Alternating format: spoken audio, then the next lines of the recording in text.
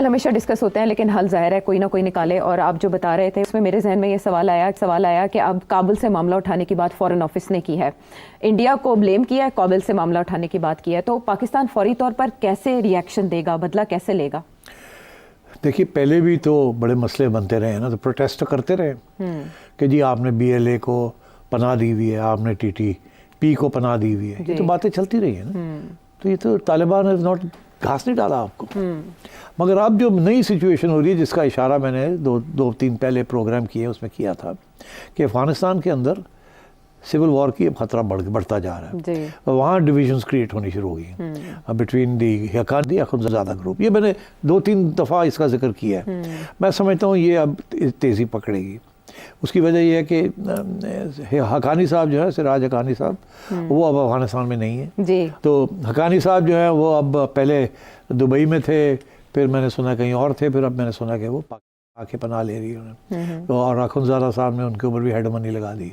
तो और so he seized, Akhundzada is strengthening himself. तो डिविजन्स तो हो गई ना अफगानिस्तान के अंदर खुली। तो अब Pakistan will definitely, in my view, rules के अंदर they will also change the rules विज़ away Afghanistan. बहुत हो गया, बढ़िया आपको समझाया है, आप नहीं सुन रहे, तो ठीक है, फिर रेजीम चेंज। अब अफगानिस्तान के अंदर भी Pakistan will support regime change, this is my assessment. और at least it should try to do this, because वो तो हॉस्टाइल रेजीम बैठी हुई है, हेल्प ही नहीं कर रहे हैं आपकी हेल्प क्या, आपको तो खतरे में डाला, नुकसान पहुंचा रहे हैं। और मैं समझता हूँ इसके अंदर इंटरनेशनल कम्युनिटी पाकिस्तान का साथ देगी। उसकी वजह यह है कि international community doesn't like Akhundzada, और जिस किस्म की वो रिलीजियस बुनियाद बरसती है, वहाँ वो इंटरनेशनल कम्युनिटी भी नहीं करेगी, पसंद करेगी। दूसरी बात यह है कि वहाँ IS जो है उसको भी पनाह मिली हुई है, और IS जो है वो poses a threat to Russia and to the West and to the United States and to Pakistan and to China and to Central Asia. तो इसलिए ये सारे इकट्ठे हो जाएंगे, and I think Pakistan will use whatever leverage it has with all these countries to target. तो मेरा ख्याल है अब you will see the rules of the game changing.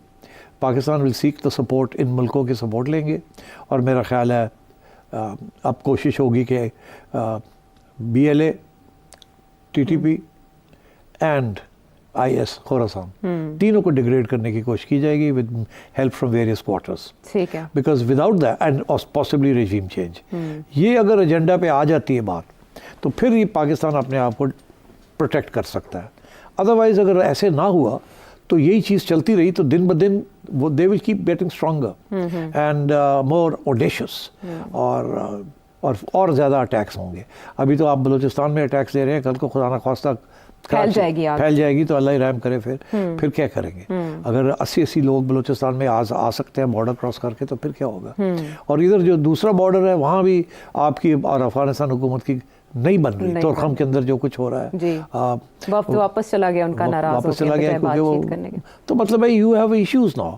पुराने ज़माने में हमें कहा गया था कि आपका ईस्टर्न बॉर्डर सेफ है, ये बॉर्डर है, वो बॉर्डर तो अपनी गली कोई नहीं, वो तुम्हारी स्ट्रेटेजिक डेप्थ है, वो अब आपकी स्ट्रेटेजिक वीकनेस बन गई है, और ये इधर कुछ मसले खत्म हो गए।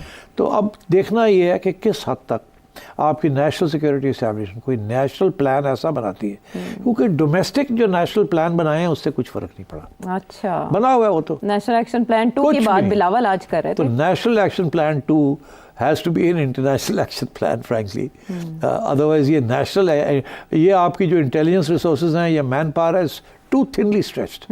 जिस दिन इंडिया चाहे आपका बॉर्डर हॉट कर सकता है, and then you can't move your forces away from there, you can't take your attention away from there. तो मैं ये देखना कि अब किस किस्म की कैलिब्रेटेड अप्रोच आपकी नेशनल सिक्योरिटी एस्टैब्लिशमेंट करेगी टू प्रोटेक्ट पाकिस्तान, बिकॉज ये secessionist movements are very dangerous.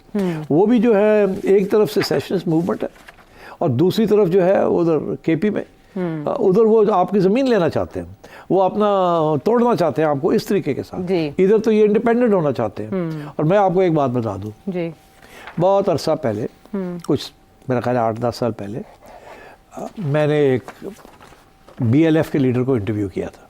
अच्छा। वो लंदन में थे, मैंने उनको इंटरव्यू किया, वो इंटरव्यू यहाँ शाया हुआ। उसमें मैंने उनसे ये पूछा था कि कहा जा रहा है कि आप अमेरिका की या इंडिया की मदद ले रहे हैं, तो क्या इसमें कोई सदाकत है कि नहीं? तो उन्होंने कहा कि मुझे अगर शैतान भी देगा, मदद करेगा, तो हम उनसे लेंगे, क्यों नहीं, हम तो चाहेंगे कि इंडिया और अमेरिका हमारी हेल्प करे। मैं आपसे आज एक पेशन गोई कर रहा हूँ कि बलूचिस्तान में अमेरिका का बहुत बड़ा इंटरेस्ट है फॉर मैनी रीजंस। अच्छा। अब वो एक अलग प्रोग्राम करेंगे। इस वक्त अमेरिका का हाथ जो है आपको नज़र नहीं आ रहा। ओके। मगर इस वक्त आपको इंडिया का हाथ नज़र आ रहा है। क्लियर। मगर Balochistan is also critical for US Iran relations and for US China relations. Yes. Okay? Okay. तो India can play a very important proxy role. हाँ हाँ। तो इसलिए we don't know behind the scenes क्या बातें हो रही हैं बिटवीन इंडिया एंड अमेरिका। आगे क्या होंगी, पहले क्या हुई हैं। हमारी इस्टेब्लिशमेंट को पता होना चाहिए कि वहाँ क्या हो रहा है। हमें तो नहीं पता, बट इनकी intelligence sources should tell them, their embassies abroad should tell them, their intelligence agents abroad, their sources abroad should tell them what is being planned. तो इसलिए मैं समझता हूँ कि the threat is not so much in KP, the threat is in Balochistan. Border के ऊपर anti Iran groups बैठे हुए हैं। सवाल हम बहुत लोग पूछते हैं कि ये कैसे है कि एंटी ईरान ग्रुप्स पाकिस्तान और ईरान के बॉर्डर पे बैठे हुए हैं, हम क्यों नहीं उनको फारग करते? बिकॉज वो हमारे तल्लुकात ईरान के साथ ख़राब कर रहे हैं। बिकॉज फिर ईरान भी पनाह दे रहा है ना बलोचों को। वहाँ भी तो मसला है ना ग्रेटर बलोचिस्तान का। ईरान को भी तो खतरा है ना कि ये बलोचिस्तान मूवमेंट जो है ये ग्रेटर बलोचिस्तान मूवमेंट ना बन जाए। और अमेरिका का तो इंटरेस्ट है इसमें, आप समझ रहे हैं। वो तो घेराव कर रहा है ईरान का, और आपके न्यूक्स का मसला है। तो इसलिए these are complicated issues. I hope कि हमारी नेशनल सिक्योरिटी एस्टैब्लिशमेंट के अंदर खुली डिबेट एंड डिस्कशंस होती हैं, policies are going to be formulated. ये इस वक्त अनफॉर्चुनेटली हमारी एस्टैब्लिशमेंट जो है वो फोकस्ड है on political stability, right, because वो भी बड़ी ज़रूरी है। Without political stability and economic regrouping, review और ग्रोथ, तो मैशत ही नहीं होगी और पॉलिटिकल स्टेबिलिटी नहीं होगी तो आप क्या नेशनल सिक्योरिटी करेंगे?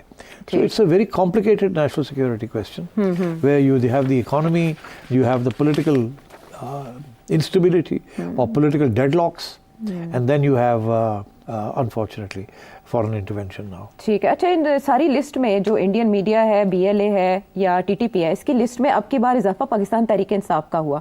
जब हुकूमती रहनुमाओं ने तनकीद का निशाना PTI को बनाया, वो ऐसा था कि हमारे जो चैनल्स थे वो तो मोहतात रिपोर्टिंग कर रहे थे, लेकिन सोशल मीडिया के ऊपर अंबार लग गया इस वाक़े को लेकर 2 दिन तक। यही बात है कि DG ISPR ने भी जो इंटरव्यूज़ दिए या बीपस दिए डिफरेंट चैनल्स को, उन्होंने कहा सम स्पेसिफिक पोलिटिकल एलिमेंट्स। तो रूल्स ऑफ द गेम क्या पाकिस्तान तहरीक इंसाफ के लिए भी चेंज होंगे? हो सकता है, बट क्या चेंज होंगे आप मुझे बताएं। अब जैसे पॉलिटिकल एंगेजमेंट की बात हो रही है, आपने कहा कि पॉलिटिकल स्टेबिलिटी ज़रूरी है, APC बुलाने की बात हो रही है, ऑल पार्टीज कॉन्फ्रेंस, और शिबली फराज कह रहे हैं पैरोल पे इमरान खान साहब को रिहा करें बलूचिस्तान के मसले हल करने के लिए। महमूद अचकजई साहब और अख्तर मेंगल साहब मिलना चाह रहे हैं जाके इमरान खान से बलूचिस्तान के मसले के हल के लिए। बलूचिस्तान का मसला जो है वो अब ऑनेस्टली सियासत से बाहर निकल गया।